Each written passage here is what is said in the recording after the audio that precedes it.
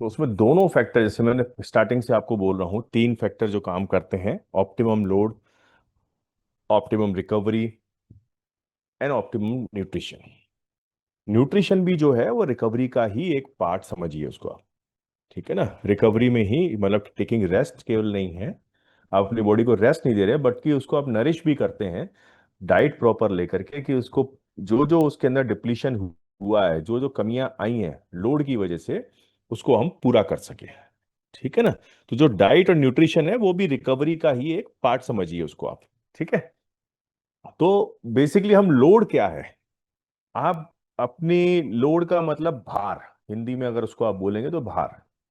ठीक है। तो आप अपने शरीर के ऊपर जो भार डालते हैं, अब वो भार कैसा हो सकता है, किसी भी तरीके का हो सकता है, चलने का हो सकता है, दौड़ने का हो सकता है। हाँ, एक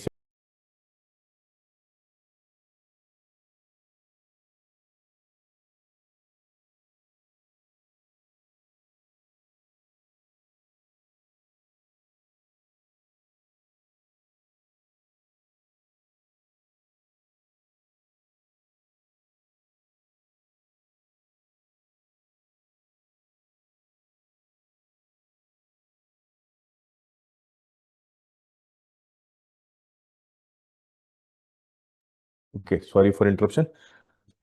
ओके। तो जो लोड है, हम किसी भी तरह का वर्किंग करते हैं, जैसे आप एक नॉर्मल बैठे हुए हैं, इसके बाद आप चलना शुरू करेंगे, दौड़ेंगे, जंप करेंगे, ठीक है, हॉप करेंगे, ठीक है, समरसॉल्ट मारेंगे, किसी भी तरह की जो आप एक्टिविटी करते हैं जिसका की लोड यानी कि उसका भार आपकी मसल्स उठाती हैं, जो काम करती हैं। ठीक है। उस मसल्स को एनर्जी देने के लिए आपका कार्डियोवास्कुलर सिस्टम है, जो आपका ब्लड सर्कुलेशन करता है, रेस्पिरेटरी सिस्टम है, उसके ऊपर लोड पड़ेगा। ठीक है। तो कहने का मतलब है कि आप कोई भी जब एक्टिविटी करते हैं तो उसका जो भार है वो आपकी बॉडी के सारे सिस्टम्स पे पड़ता है। सबको कुछ ना कुछ काम करना पड़ता है उस कार्य को करने के लिए। तो वही कार्य करने की जो क्षमता आपकी आती है, ठीक है, या उस कार्य को करने के लिए जो आपको एक्स्ट्रा काम करना पड़ता है, आपके सारे सिस्टम्स को जो उनके ऊपर भार पड़ता है, उसी को हम लोड कहते हैं। अच्छा, लोड होना बहुत जरूरी है, वरना क्या होगा कि जो आपकी बॉडी की कैपेसिटी है जैसी आपने बना रखी है वो वैसी की वैसी ही रहेगी। आप अगर डेली दिन में पड़े हुए हैं, दिन भर बिस्तर पे लेटे रहते हैं, चलते फिरते नहीं हैं, कोई एक्टिविटी नहीं करते हैं, तो आपकी बॉडी फिर वैसी ही हो जाएगी। आप कभी भी आपको वजन उठाने के लिए बोला जाएगा तो आप वजन नहीं उठा पाएंगे, आपसे दौड़ने के लिए बोला जाएगा तो आप दौड़ नहीं पाएंगे, क्योंकि आप उस लोड के, उस भार के आदी ही नहीं हो। ठीक है ना। और ये नेचुरल टेंडेंसी, नेचुरल फिनोमिना है अपनी बॉडी का, कि अगर आपने कोई लोड बॉडी को दिया, कोई भी कार्य बॉडी से कराया, तो उसके जो सारे सिस्टम्स होते हैं वो सारे सिस्टम्स उस लोड को झेलने के काबिल बन जाते हैं। ठीक है, सीधी सी बात है, डिमांड और सप्लाई की है। आपने कोई एक्टिविटी करी, आप जैसे ही वो एक्टिविटी करते हैं आपकी डिफरेंट सिस्टम्स के ऊपर लोड आया, सारे सिस्टम्स जो थे उस लोड को हैंडल करने के लिए काम करने लगे। ठीक है। तो धीरे धीरे उस लोड वो उनके लिए एक नॉर्मल बन गया। ठीक है। जैसे आप, बहुत सिंपल से आपको एक समझाता हूं मैं। अपने घर में 10 लोग रहते हैं। ठीक है। तो जो घर में माता जी हैं, कोई भी है, उनको खाना बनाने की उनकी क्षमता 10 लोगों की है। हमारा एक मेंबर और बढ़ गया, 11 हो गए। तो पहले दिन कष्ट कष्ट होगा उनको कि एक आदमी की और रोटी बनानी पड़ रही है, सब्जी बनानी पड़ रही है, खाना एक्स्ट्रा बनना पड़ रहा है।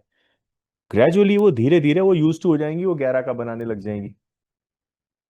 ठीक है। तो इस तरह से क्या होता है कि आपने धीरे धीरे आपका जो सिस्टम है वो सप्लाई देने लग जाता है। इसी को हम कहते हैं प्रोग्रेशन ऑफ लोड। धीरे धीरे आप लोड बढ़ाते जाएंगे, आपके सारे सिस्टम्स उसके अकॉर्डिंग काम करने लग जाएंगे, यूज टू हो जाएंगे, उसके एक्मेटाइज हो जाएंगे, और आपकी जो कैपेसिटी है वो बढ़ती जाएगी। इसी कैपेसिटी बढ़ने को हम कहते हैं इंप्रूवमेंट इन परफॉर्मेंस। हरी बात सुनिए। तो अब ये लोड बेसिकली है क्या, तो आप देखिए, sports training involves activities and movements which generally lead to fatigue. Fatigue मतलब थकावट। Fatigue is a direct product of load caused by physical activity or exercise. Fatigue is essential for improving the performance capacity of a sports person. Training load, therefore, is of central importance in sports training. थकान होना बहुत आवश्यक है। थकान होने का मतलब है कि वो आपको अब ये बता रहे हैं कि अब यहां जाकर के आपकी बॉडी को ये जो सिस्टम्स हैं वो थोड़े से कॉम्प्रोमाइज हो रहे हैं, मतलब अब उनकी थोड़ी कैपेसिटी कम होती जा रही है आपको एनर्जी सप्लाई करने की, आपको ऑक्सीजन सप्लाई करने की। ठीक है। तो आज जो फटीग हमें 1 किलोमीटर दौड़ने पे आ रहा था, अगर हम उसको ट्रेनिंग करेंगे तो हमारी बॉडी का वो फटीग फिर हम 1.5 किलोमीटर पे आएगा। फिर और ट्रेनिंग करेंगे तो वो 2 किलोमीटर पे आएगा। ठीक है। तो फटीग की जो लॉन्गिटिविटी है, मतलब कितनी देर बाद वो फटीग आएगा, वो बढ़ती जाती है धीरे धीरे। जब फटीग आता है इसका मतलब आप थक गए हैं, आपकी बॉडी अब इसके आगे नहीं काम कर पा रही है। उसके बाद फिर आप रेस्ट लेते हैं। जब रेस्ट लेते हैं, प्रॉपर डाइट लेते हैं, तो वो आगे आपकी बॉडी उसके चीज की यूज टू हो जाती है, और वो यूज टू होने वाला जो प्रोसेस है वो भी आगे आएगा, बताओ उसको कहते हैं face of super compensation. Body compensate करती है। आपकी डिमांड जो आई थी उसको सप्लाई देने के लिए वो काबिल हो गई, वो उसकी इस काबिल और एक स्टेप आगे की आपको तैयारी करवा देती है। अब नेक्स्ट टाइम आप स्टेप और आगे ले सकते हैं। ये अभी आगे आएगा, अभी तक। अब देखिए definition of training load. Physiological and psychological demands placed on individual through motor stimulus resulting in improvement and maintenance of performance capacity.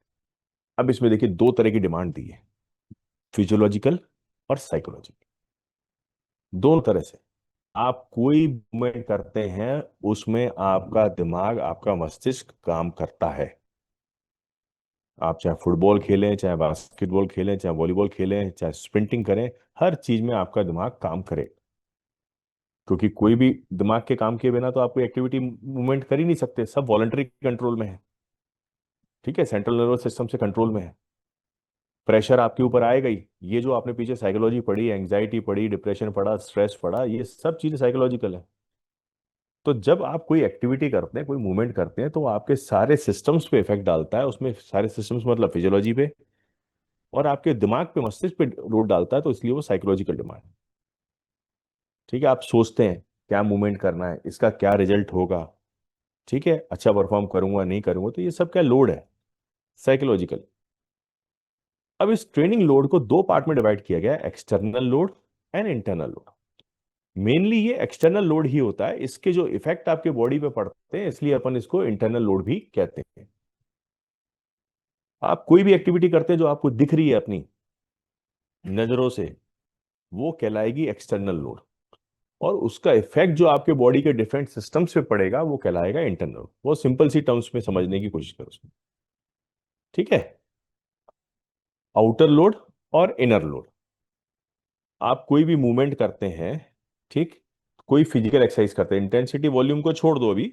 आप ये देखो, आप फिजिकल एक्सरसाइज करोगे, ठीक है, उसका क्वालिटी ऑफ मूवमेंट होगा।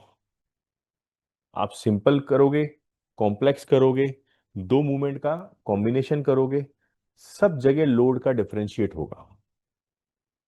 ठीक है। मैंने जैसे आपको बोला ड्रिबल करो, तो आपने एक ड्रिबलिंग करी, it's a physical exercise. Dribble कर रहे हो हाथ से, वॉकिंग ड्रिबल कर रहे हो। अब मैंने उसमें मूवमेंट ऐड कर दिया, नाउ ड्रिबल एंड पास, तो one more movement is added, तो जो लोड है वो बढ़ गया। ठीक है ना, क्वालिटी ऑफ मूवमेंट और रिफाइंड हो गई।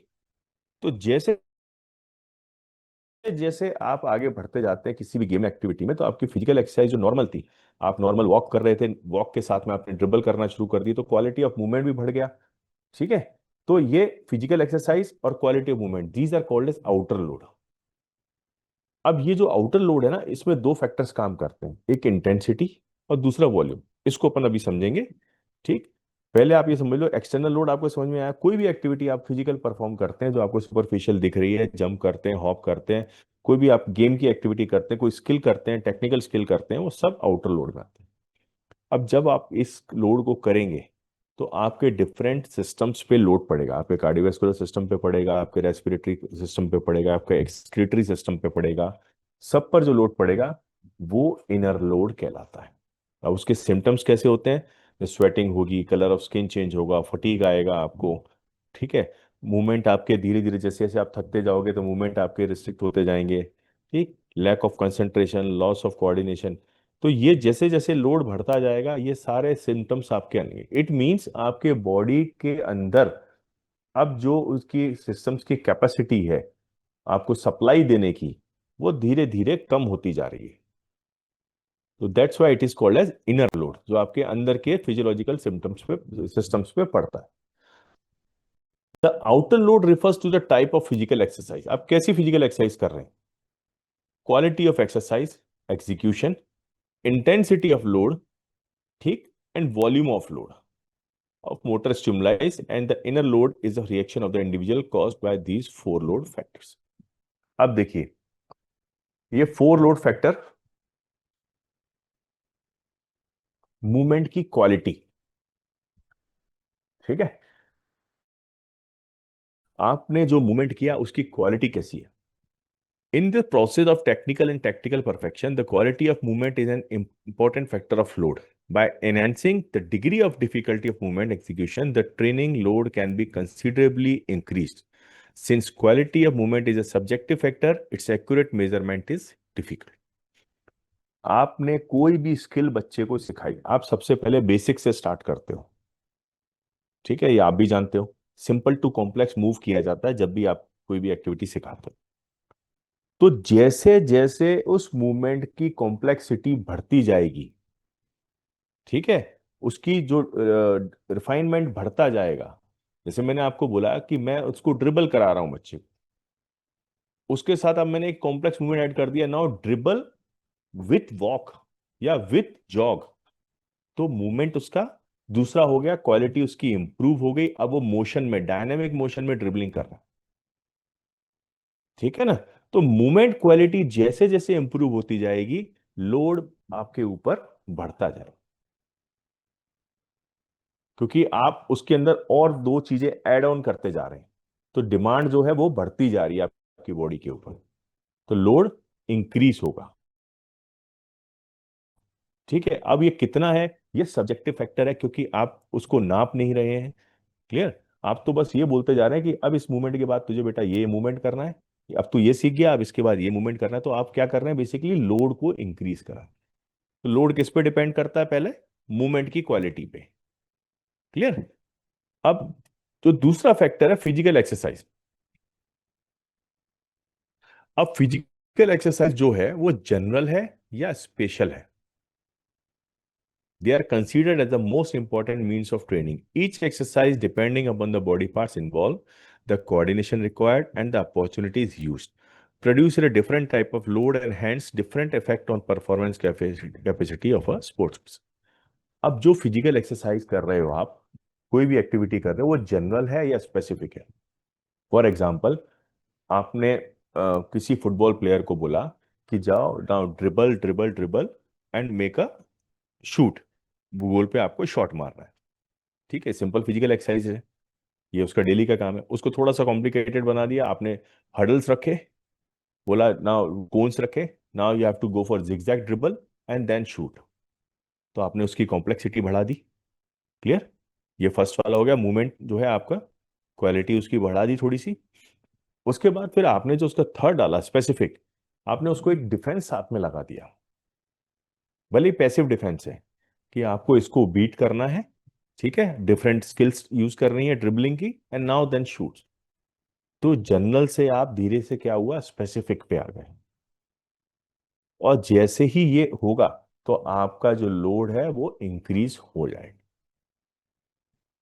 ठीक है। तो प्रोग्रेशन ऑफ लोड आपका हो गया, लोड आपका इंक्रीज हो गया।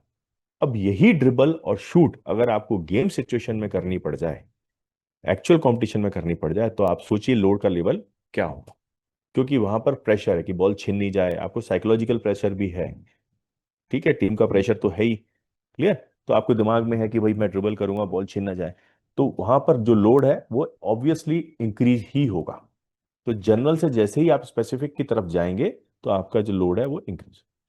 अब देखिए इसमें दो चीजें आती हैं, अगर आप डेंसिटी और ये सब छोड़ दें तो आप सिंपल ये समझिए, इंटेंसिटी और वॉल्यूम। इंटेंसिटी बोलता है it represent the degree of effort made by the sports person while performing exercise. ठीक है। The degree of effort is always considered in relation to time. ठीक। अब आप इतना समझिए, इंटेंसिटी का मतलब है the speed of making a movement या परफॉर्मिंग अ मूवमेंट। आप कितनी स्पीड के साथ किसी मूवमेंट को इंटेंसिटी के साथ कर रहे हैं, वो कहलाती है इंटेंसिटी। इसके अंदर दो चीजें आती है, मूवमेंट इंटेंसिटी और डेंसिटी ऑफ स्टिमुलस यानी लोड डेंसिटी। मतलब डेंसिटी का मतलब है कि कितना बीच में ब्रेक रिकवरी और लोड के बीच का गैप। जितना कम गैप होगा उतना डेंसिटी ज्यादा होगी। ठीक है। जितना लोड और रिकवरी के बीच में टाइम ज्यादा होगा उतनी डेंसिटी ज्यादा होगी। आप सिंपल वर्ड्स में अभी बस इतना समझने की कोशिश करो कि इंटेंसिटी है वो स्पीड से रिलेटेड है। आप कितना एफर्ट डाल रहे हो, कितना क्विक मूव्स कर रहे हो, दैट इज इंटेंसिटी। और जो वॉल्यूम है it is the total amount of work done while performing an exercise in a training session. आपने टोटल कितना देर तक काम किया। ठीक है ना। कहने का मतलब, अगर स्प्रिंटिंग कर रहे हो it is high intensive game. ठीक है। जब इंटेंसिटी ज्यादा है तो आप वॉल्यूम ज्यादा नहीं कर सकते। क्लियर। क्योंकि वहां लोड आप इंटेंसिटी का लोड दे रहे हो। और जहां वॉल्यूम ज्यादा है वहां पर हाई इंटेंसिटी नहीं रख सकते। आप मैराथन को तेज स्पीड के साथ नहीं दौड़ सकते। मैराथन को ग्रेजुअली ही आपको स्लो पेस के साथ ही दौड़ना पड़ेगा। ठीक है ना। तो यहां स्पीड की बात होती है, टाइम के साथ रिलेशन देखा जाता है। Degree of effort always in relation to time. और वॉल्यूम जो है वो हमेशा total amount of work done बोला जाता है। ठीक है। It can be classified into duration of stimulus यानी कितनी देर तक आपने वो कार्य किया, मूवमेंट ड्यूरेशन, एंड फ्रीक्वेंसी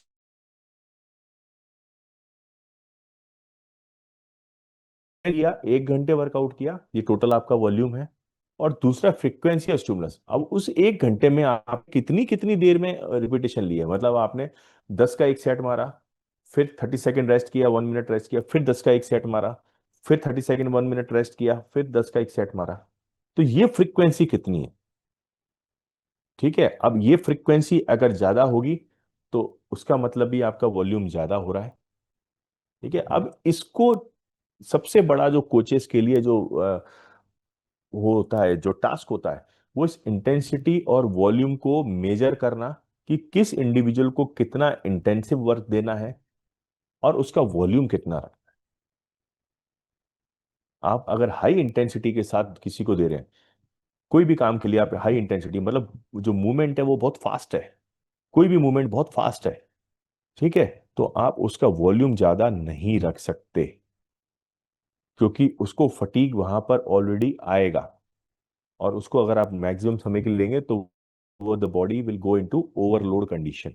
तो there must be a balance between intensity and volume of load. ठीक। अब देखिए, ये एक छोटा सा चार्ट है। Intensity of motor stimulus, example speed, distance, height, magnitude और डिस्टेंस। ठीक है।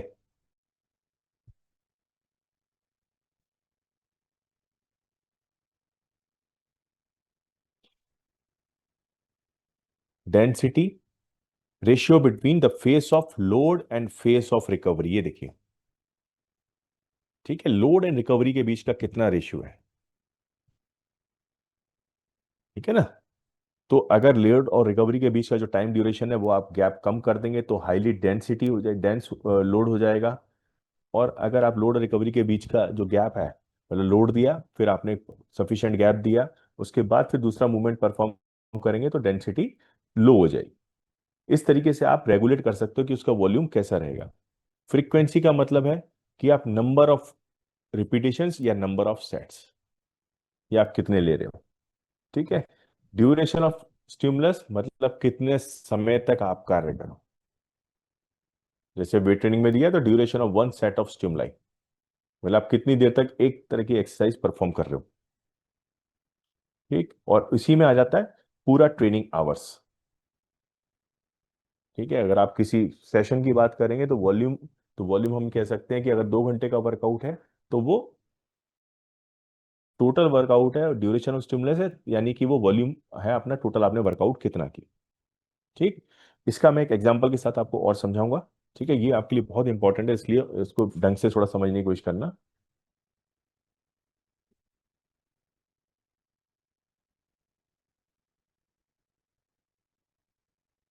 ओके,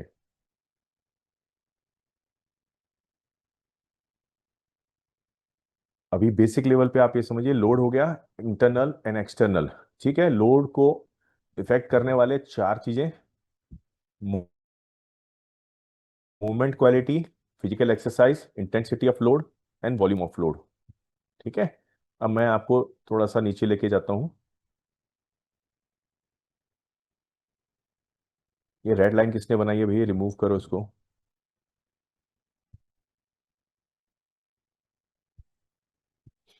अब देखिए, लोड एंड रिकवरी है, उससे पहले आप,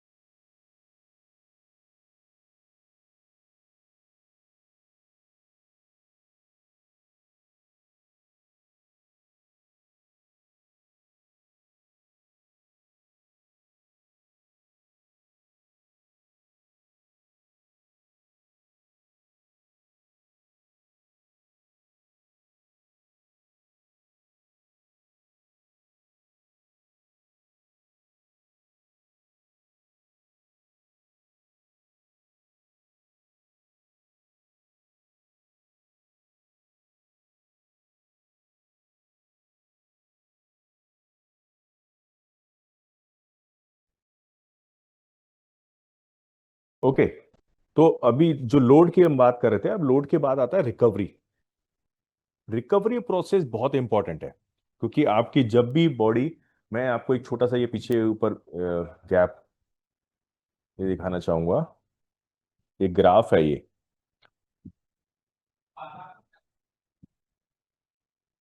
लुक।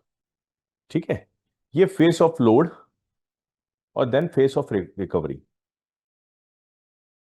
इसके बाद ये आता है फेस ऑफ सुपर कंपनसेशन। ठीक है, ये जो फेस ऑफ सुपर कंपनसेशन है, यही आपकी परफॉर्मेंस इंप्रूवमेंट होने का मेन कारण है। आपकी बॉडी जब ने लोड दिया, तो उसके बाद आपने जो रिकवरी करी, उस रिकवरी में आपने जो न्यूट्रिशनल डाइट ली और जो रेस्ट किया, तब बॉडी क्या करती है, अपनी अपने को रिप्लेनिश करती है। मतलब कि जो जो डिप्लीशन हुआ था, ग्लाइकोजन लेवल कम हुआ, आपका एनर्जी स्टोर कम हुआ, ठीक है, मसल फाइबर्स टूटे, तो आपने प्रोटीन लिया, अमीनो एसिड्स ली, तो वो दोबारा से रीबिल्ड होंगे। जब वो रीबिल्ड होते हैं, तो हमेशा उसमें एक्सेस इंप्रूवमेंट होता है, ब्लड कैपिलरीज बढ़ जाती हैं। इफेक्ट ऑफ एक्सरसाइज में हमने देखा था ना, ब्लड कैपिलरीज जो सराउंडिंग होती है किसी भी मसल टिश्यूज के, वो बढ़ जाती हैं। वहां पर ऑक्सीजन की सप्लाई प्रॉपर बढ़ जाती है, तो इसलिए क्या होता है, वहां पे मसल हाइपरट्रॉफी होती है। वहां की जो मसल्स हैं वो इंप्रूव हो जाएंगी, उनकी स्ट्रेंथ इंप्रूव हो जाएगी, चाहे वो कार्डियोवैस्कुलर कार्डियक मसल्स हों, चाहे अपनी थोरेसिक कैविटी की मसल्स हों। ठीक है, इसके अलावा बाकी और जो बॉडी पार्ट्स की मसल्स हैं वो, तो वो जो इंप्रूवमेंट आता है आपकी ओवरऑल वर्किंग कैपेसिटी में, वो that is called as phase of super compensation. Body ने कंपनसेट किया, और वो भी सुपर, यानी कि जो नॉर्मल था उससे थोड़ा सा एक्सेसिव। कहने का मतलब आपको अगर 40% आपके अंदर डेफिशिएंसी आई थी, खत्म हुआ था, तो आप उससे 45% या 50% इंप्रूव हुए, मतलब कि आपका 5-10% का इजाफा ही हो गया। ठीक है ना? Just minute.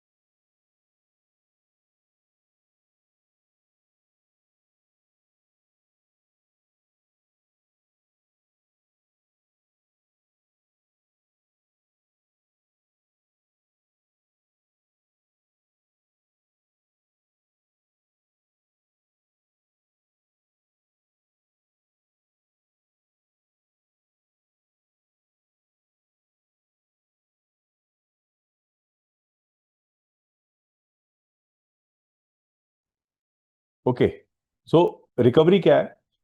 Both training and competition load enhance sports performance. In the process of long-term training, the quantum of load is gradually increased and that leads to improved performance. ठीक है? Higher loads are administered and this results in slower increase in performance. Sports person cannot effectively undertake very high loads of training unless proper means are adopted to accelerate the process of recovery. Administering appropriate means can ensure quicker recovery and make a sports person capable of undertaking more frequent loads. Recovery from training and competition loads requires considerable amount of time. Recovery can be divided into the following three phases. आपने कोई भी load उसको external दिया, किसी भी body को, अब उसको उतना रिकवरी का टाइम चाहिए। अब बात समझ रहे हैं? जैसे आपने उसको आज लोड दिया, 6 आवर्स की आपने ट्रेनिंग करी, तो उसके बाद उसको उस पर्टिकुलर मसल ग्रुप को या पूरे बॉडी को आपको रिकवर होने में टाइम लेता है, जो प्रॉपर रिकवरी है। ठीक है? और उसके अंदर भी 3 फेज आते हैं। पहला फेज देखिए, in this phase the onset of fatigue and recovery goes simultaneously. मतलब आपकी बॉडी काम भी कर रही है, लोड भी बढ़ता जा रहा है और आप धीरे धीरे उसमें रिकवर भी होते जा रहे हैं। वो कैसे होता है? Because of resynthesis of ATP, CP and glycogen and to some extent because of neutralization of lactic acid. Those activities which continue for a long duration and those sports which are played for a considerable period, the pace of recovery in this phase plays an important role. Recovery during this phase to a large extent depends upon functional capacity and efficiency of different systems and their organs. ये पहला face है जब आप activity perform कर रहे हैं, उसके साथ साथ आपकी रिकवरी प्रोसेस चल रहा है। जैसे खेलते हैं लॉन्गर लॉन्गर ड्यूरेशन का, 40 मिनट्स का, 70 मिनट्स का, आप बीच बीच में छोटे छोटे ब्रेक्स लेते हैं।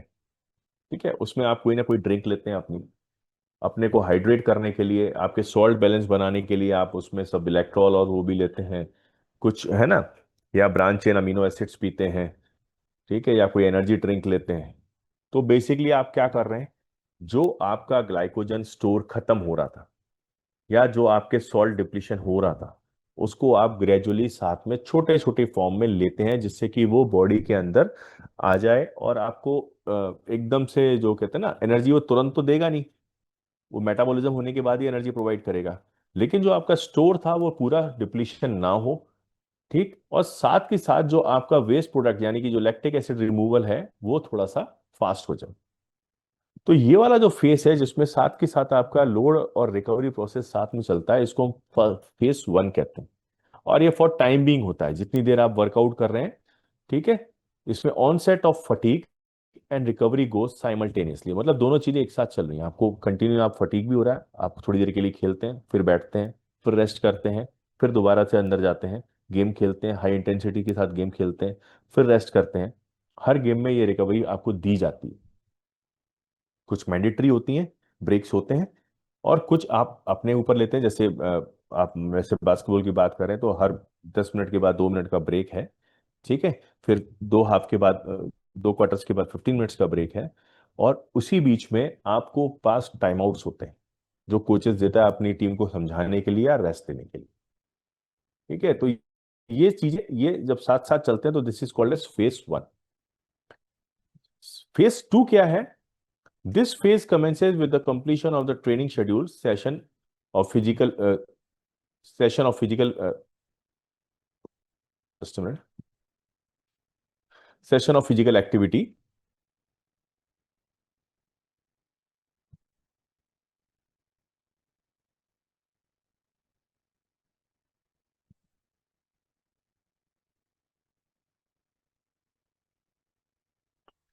Session of physical activity and ends with the restoration of homeostasis of the body. This phase lasts for few hours, minutes to 2 to 3 hours. The following activity recovery means can be adapted to make the recovery process faster. Deep breathing exercises, intake of drinks containing carbohydrates. अब देखिए ये दूसरा face है। जैसे ही आपका game खत्म होता है, ठीक है, तो आपकी बॉडी नॉर्मल आने की कोशिश करती है। इसको हम कहते हैं रिस्टोरेशन ऑफ होम्योस्टेसिस।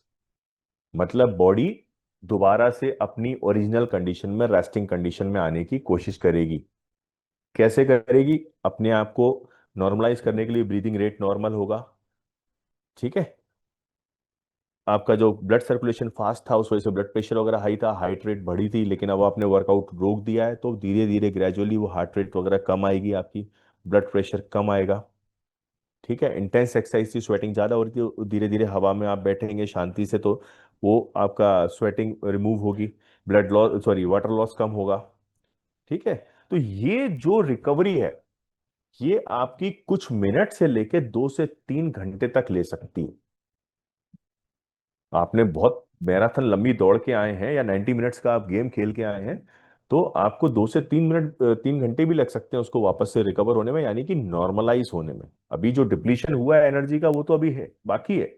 लेकिन आपकी नॉर्मल हार्ट रेट आना, नॉर्मल ब्लड प्रेशर आना, नॉर्मल ब्रीदिंग रेट आना, इसमें भी आपको 2 से 3 घंटे लग सकते। अब उसके लिए आप क्या करते हैं? आप यूजुअली करते हैं ना डीप ब्रीदिंग एक्सरसाइजेस। आप बच्चों से कहते हैं ना बेटा खड़े हो जाओ शांति से, या थोड़ा सा नॉर्मल वॉक करो, एकदम से खड़े मत हो, वॉकिंग करो, साथ में डीप ब्रीदिंग करो। तो हम क्या कर रहे हैं भाई? डीप ब्रीदिंग का मतलब है हम मैक्सिमम ऑक्सीजन इनटेक करने की कोशिश कर रहे हैं, जिससे कि जो ऑक्सीजन डिप्लीशन आ रहा था बॉडी के अंदर वो कम हो जाए और रेस्पिरेटरी रेट जल्दी से नॉर्मलाइज हो जाए।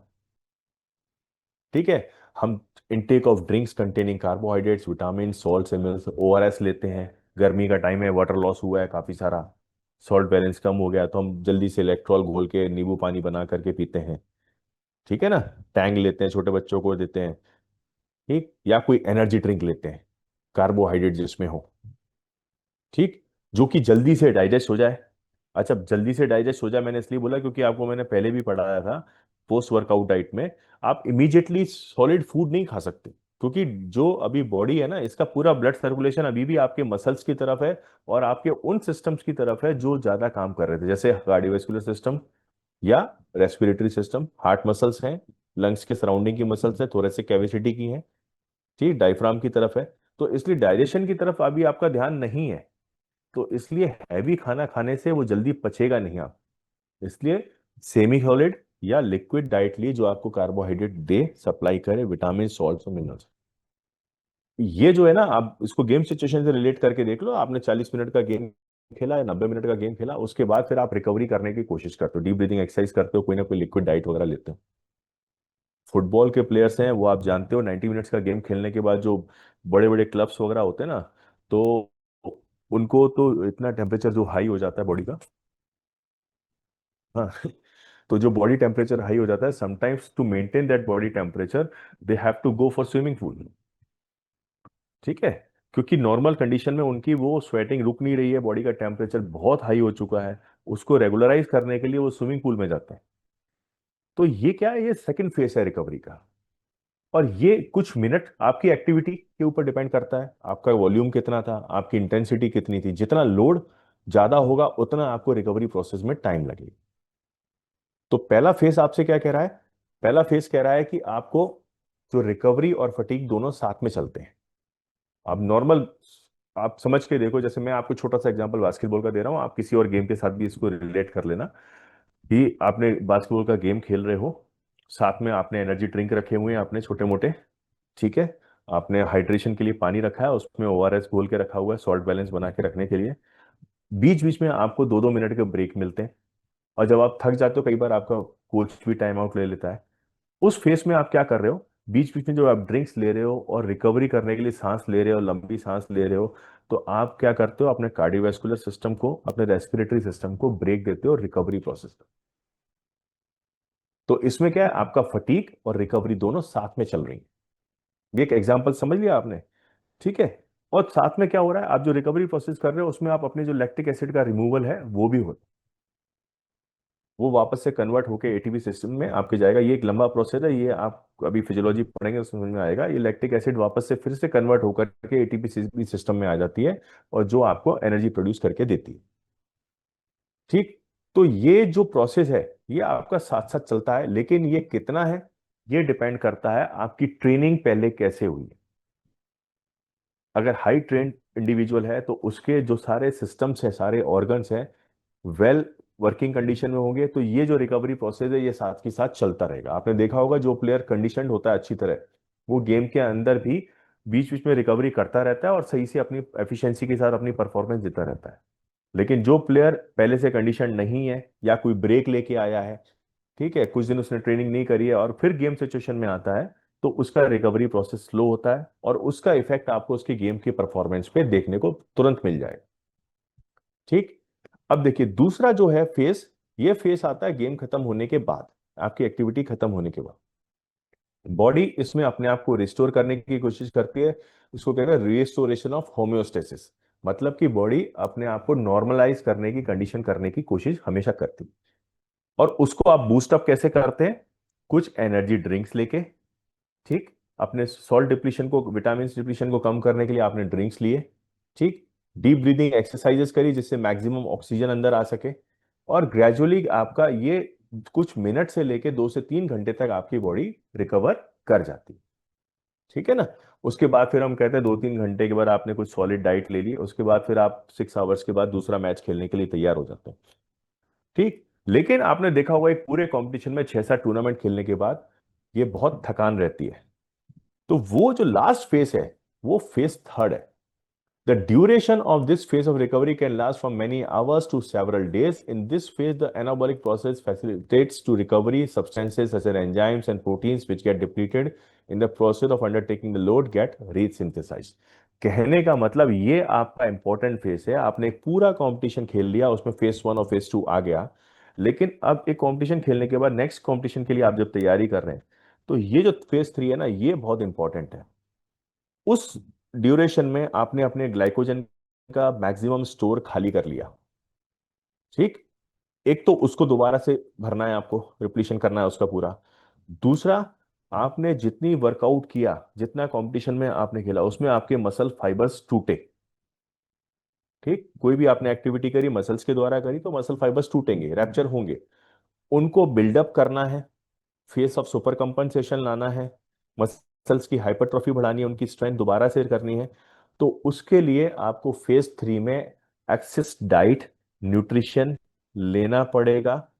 तब जाकर के आप पुराने वाले लोड के अलावा आगे वाले कंपटीशन में आने के लोड के तैयार हो पाएंगे। और ये जो तैयारी है ये last for many hours to several days. इस पूरे प्रोसेस में कुछ घंटों से लेकर के कई दिन तक लग जाते हैं, जब आप अपनी बॉडी टोटली नॉर्मल कंडीशन में, पुरानी वाली कंडीशन में आ जाती है। ठीक है ना? तो एक्सक्यूज,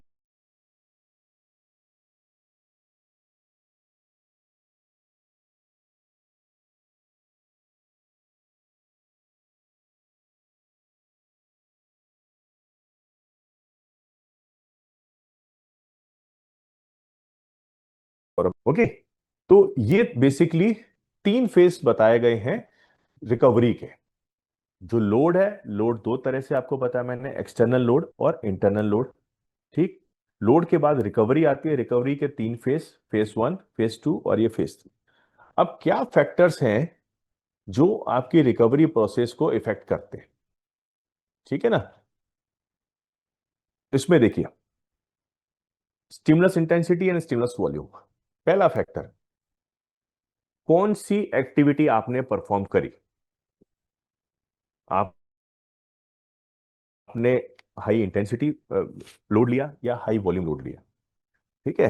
किस तरीके का लोड था, उस पे डिपेंड करता है। अब जैसे इसमें लिखा देखिए, recovery after loads dominated by intensity is quicker, whereas a longer time when extensive load are administered, intensive load leads to quicker onset of fatigue, but after the session of load, recovery is also faster. कहने का मतलब है कि अगर आपने intensity high रख करके load दिया है, तो जितनी एनर्जी उसने वहां पर यूटिलाइज करी, उसकी रिकवरी भी ही उतनी फास्ट होती है। लेकिन अगर लोड का वॉल्यूम ज्यादा है, तो रिकवरी भी स्लो ही होगी। ठीक है। तो आप इस चीज पे ध्यान दें, जितना आपका हाई इंटेंसिटी गेम होगा और शॉर्टर ड्यूरेशन के लिए होगा, उसकी रिकवरी उतनी फास्ट हो जाएगी। 100 मीटर स्प्रिंटर स्प्रिंट दौड़ने के बाद जल्दी रिकवर कर जाएगा, रादर देन मैराथन रनर। उसको रिकवरी प्रोसेस में टाइम लगेगा। सिंपल सी बात। ठीक है। जो गेम जितना फास्ट इंटेंस होगा, उसकी रिकवरी प्रोसेस उतनी ही फास्ट होगी। क्लियर।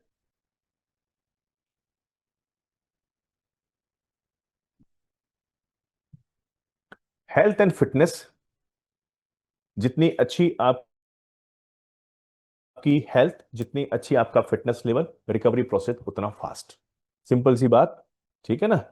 आपकी बॉडी जिस लोड के लिए यूज टू हो चुकी है, आप अगर उस लोड को ले रहे हैं, उससे थोड़ा बहुत भी ज्यादा लोड ले रहे हैं, तो आपकी बॉडी रिकवर जल्दी कर देगी। पर एक दूसरा इंडिविजुअल जो उस लोड को उसने कभी लिया ही नहीं है, आपने देखा होगा, जो बच्चे नए नए ग्राउंड पर आते हैं, आप उनको पुराने बच्चों आपको ग्राउंड पे खड़े हुए मिलेंगे। जो नया बच्चा होगा जिसने लोड कभी वो लिया नहीं, आपको पैरों में दर्द और हाथ में दर्द और सबका बहाने बनाता हुआ आपको बाहर ही बैठा हुआ मिलेगा। या हो सकता है वो आपकी क्लास में आए ही नहीं। सिंपली बात है, उसका फिटनेस लेवल वो नहीं था। तो पहली गलती तो हमने करी, उसको उतना लोड देना ही नहीं चाहिए था। जो बच्चे ऑलरेडी हमारे यहाँ लोड ले रहे थे, उनके लिए वो लोड नॉर्मल था। लेकिन जो नया आया था, उसके लिए वो लोड नॉर्मल नहीं था। ठीक है ना। तो जितना अच्छा आपका फिटनेस लेवल, उतनी जल्दी आपकी recovery. Then rest and sleep. Proper rest and sound sleep, 7 to 8 hours, ensures complete recovery in addition to physical and physiological recovery. Sleep and also help in psychic recovery. आप जितनी peaceful अच्छी sleep लेंगे, ये तो normal है 7 to 8 hours. जो अच्छा athlete होगा, स्पोर्ट्स पर्सन होगा, उसको अराउंड 10 आवर्स की स्लीप चाहिए होती है, वो भी साउंड स्लीप। साउंड स्लीप का मतलब है दिमाग भी शांत, किसी और टेंशन से भरा हुआ नहीं। Sound sleep. तो वो फिजियोलॉजिकली और साइकोलॉजिकली अपने आप को रिकवर जल्दी कर। जब आप रेस्टिंग कंडीशन में होते हो, तो बॉडी आपके जितने टिश्यूज रैप्चर हुए हैं, जितने सेल्स रैप्चर हुए हैं, उनको रीबिल्ड करने का काम करती है। तो अदरवाइज क्या होता है, जब आप वर्किंग कंडीशन में होते हो, तो बॉडी का जो ब्लड सर्कुलेशन है वो डिफरेंट मसल्स वगैरह की तरफ जाता है, जहां पर कि आप एक्टिविटी परफॉर्म करें। लेकिन रेस्टिंग कंडीशन में क्या होगा, वो सब जगह इक्वली डिस्ट्रीब्यूट होगा ब्लड। और मैक्सिमम कहां पर होगा, जहां आपको टिश्यूज रिबिल्ड करने हैं। तो वहां पर ऑटोमेटिकली बॉडी ब्लड सप्लाई ज्यादा करेगी, वहां न्यूट्रिशन ज्यादा पहुंचाएगी, इसलिए रिकवरी प्रोसेस फास्ट हो जाए। ठीक। Then good diet. डाइट बहुत इंपॉर्टेंट है। मैंने आपको तीसरा बताया था ना, ऑप्टिमम न्यूट्रिशन। जिन जिन चीजों का डिप्लीशन हुआ है, मैक्सिमम सभी का हुआ है, कार्बोहाइड्रेट भी गया है आपकी बॉडी के अंदर से, फैट भी गया है, प्रोटीन भी गया है, विटामिन भी गए हैं, मिनरल्स भी गए हैं, सब कुछ खत्म हुआ है अलग अलग मात्रा में। उनकी रिकवरी करना बहुत आवश्यक है। ठीक है। जो हमारे लिए मैंडेटरी सारे सब्सटेंस थे, जो हमने मैक्रो और माइक्रो न्यूट्रिएंट्स पढ़े थे पीछे फिजियोलॉजी में, वो सबका डिप्लीशन होता है। तो उन सबका ग्रेजुअली उससे रिच डाइट आपको खानी पड़ेगी। क्लियर। और प्रोटीन की ज्यादा आवश्यकता, कार्बोहाइड्रेट तो है ही एनर्जी सप्लाई के लिए, प्रोटीन की ज्यादा इसलिए बोली जाती है क्योंकि जब भी आप कोई एक्टिविटी करते हैं फिजिकल एक्सरसाइज, तो उसमें कहीं ना कहीं आपके टिश्यूज टूटते हैं। उन टिश्यूज को बराबर बनाने के लिए, दोबारा से रीबिल्ड करने के लिए आपको प्रोटीन की आवश्यकता पड़ेगी। ठीक। Then daily routine, proper control has to be exercised on daily routines so as to ensure recovery from fatigue. If the biological clock is disturbed by making frequent changes in the daily routine, the recovery process is adversely affected. आपने सुबह का schedule बनाया हुआ है, शाम का अपना schedule बनाया हुआ है एक्सरसाइज का, ठीक है। अकॉर्डिंगली आपकी बॉडी ने भी रिकवरी का शेड्यूल बनाया हुआ है। उसको पता है कि भाई ये सुबह वर्कआउट करेगा, लोड देगा मुझे, देन मुझे दिन भर में अपने आप को रिकवर करना है, शाम के लिए तैयार करना है। ठीक है। तो आपका जो डेली रूटीन है ना, वो बहुत मैटर करता है। अब आपने क्या किया, सुबह वर्कआउट किया, दिन में आपने फिर एक वर्कआउट डाल दिया हैवी, ठीक है, और इवनिंग फिर वर्कआउट डाल दिया, और रेस्ट का टाइम आपने उसमें कम कर दिया, बिल्कुल ही कम कर दिया, बीच में आप और कोई एक्टिविटी करने लगे, तो उससे क्या होगा, जो आपका रिकवरी का प्रोसेस जो है वो डिस्टर्ब हो जाए। बॉडी वो एनर्जी सप्लाई आपको कर ही नहीं पाएगी जो वो पहले कर रही थी। तो इसलिए कहते हैं जो ट्रेनिंग का जो प्रोसेस है वो बड़ा सिस्टमेटिक होना चाहिए। ठीक है। हर एक न्यू चीज को एडॉप्ट करने के लिए बॉडी को टाइम लगता है। सपोज आप दिन में एक वर्कआउट का टाइम डालना चाहते हैं, कि मैं दिन में भी एक अपना शेड्यूल डालना चाहता हूं अपने प्लेयर्स के लिए, तो आपको ऊपर के दो, ऊपर का एक शेड्यूल और नीचे का एक शेड्यूल है, उसमें से कुछ टाइम कंपनसेट करना पड़ेगा।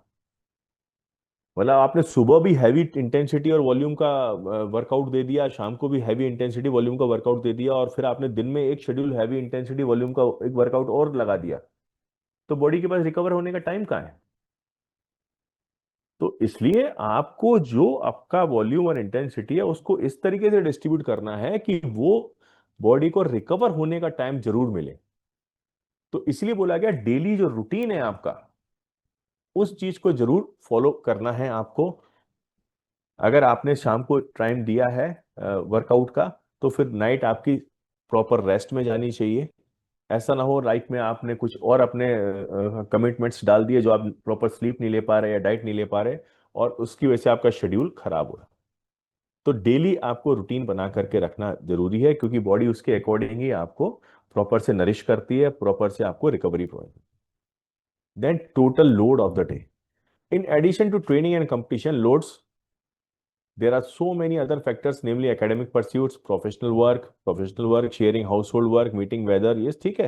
ये सारी चीजें, और आप लोग डेली इसको यूज करते होंगे, जो लोग भी स्कूल्स वगैरह में जॉब करते हैं भाई, सुबह से गए हुए दोपहर में वापस आते हैं थके हारे बिल्कुल गर्मी में, बच्चों को भी ग्राउंड पे क्लासेस लेनी है, ठीक, उसके बाद फिर शाम को आपसे बोला जाए कि आप हैवी जिम कर लो, वर्कआउट कर लो, और बच्चों के साथ गेम भी खेल लो, तो समटाइम्स ऐसा हो जाता है कि आपको खुद को फील होगा कि बॉडी हमारी अब साथ नहीं दे रही है।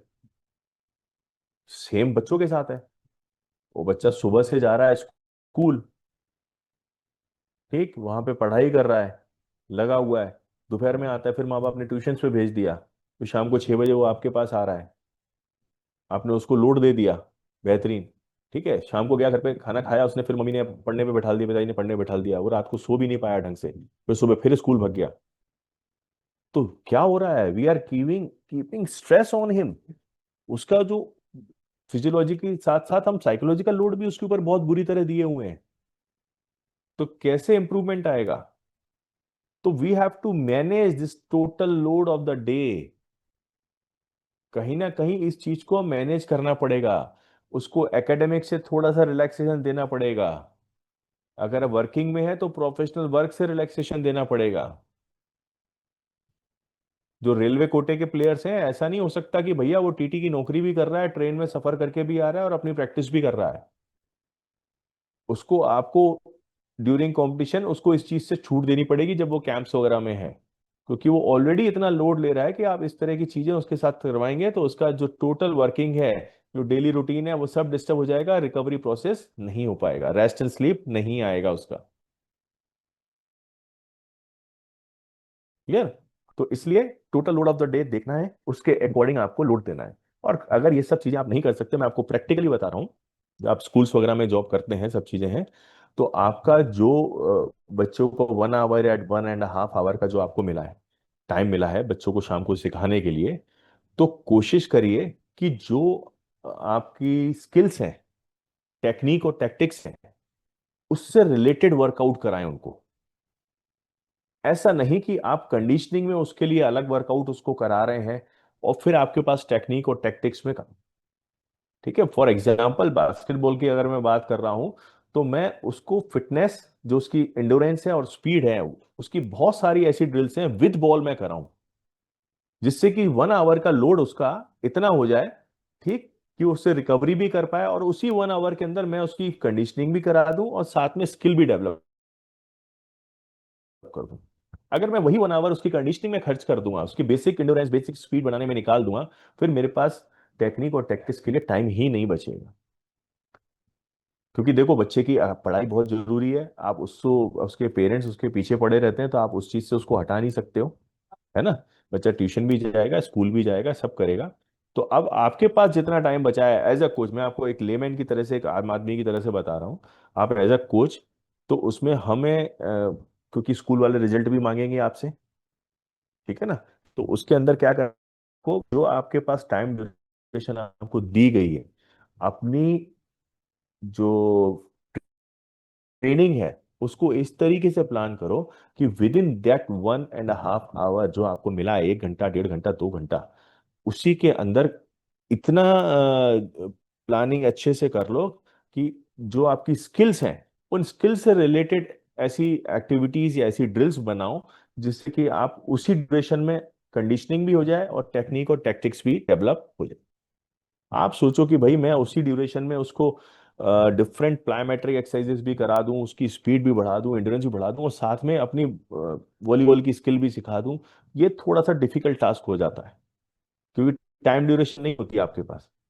तो उस टोटल लोड को आपको इस तरीके से मैनेज करना है कि उसको लोड, उस पे ओवरलोड ना बने, उस बच्चे के ऊपर ओवरलोड ना बने। ओवरलोड बन गया तो परफॉर्मेंस नहीं आएगी।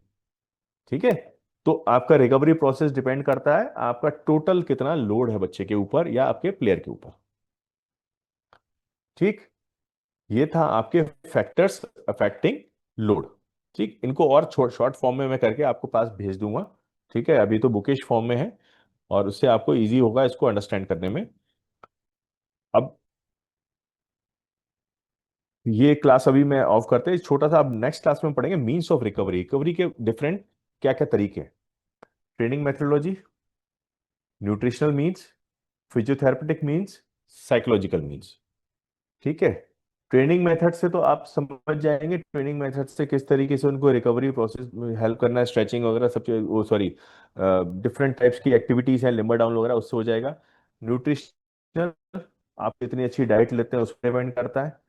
फिजियोथेरेपेटिक ये है, जितनी की आपकी स्ट्रेचिंग, क्रायोथेरेपी, ये सारी चीजें जो मीन्स हैं, वो रिकवरी प्रोसेस, जैसे मैंने आपको बताया कि फुटबॉल प्लेयर्स हैं, वो स्विमिंग पूल में जाकर के लाई डाउन करते हैं। ठीक है, वो बेसिकली क्या, अपना टेम्परेचर रेगुलेट करने की कोशिश करते हैं वहां पर, नॉर्मलाइज करने की। तो वो भी एक थेरेप्टिक मीन्स है रिकवरी का। देन साइकोलॉजिकल मीन्स, आप जितने प्राणायाम करते हैं, कुछ भी योगासन वगैरह करते हैं ना आफ्टर एक्टिविटी रिलैक्स करने के लिए, that all comes under psychological means. ये अपन नेक्स्ट क्लास में पढ़ेंगे अभी। ठीक है ना, कल आपकी क्लास सेम टाइम पे होगी। ठीक, आप इसमें से और भी जो क्वेश्चन है प्लीज नोट डाउन कर लीजिए, आज मेरे पास थोड़ा सा समय कम है। क्लियर, तो मैं आपकी सारी क्वेरीज मैं कल आपकी क्लियर कर दूंगा इसके अंदर। कल लोड एंड रिकवरी को हम दोबारा से लेंगे। ठीक, नो डाउट, आज एक बार में नहीं समझ में आएगा, इसलिए लोड एंड रिकवरी बहुत इंपॉर्टेंट है, इसलिए अपन इसको क्लास को दोबारा से कल करेंगे सेम टॉपिक को। Okay, so I am ending the class, sorry for today, कल हम इसको पूरा डिस्कस करेंगे।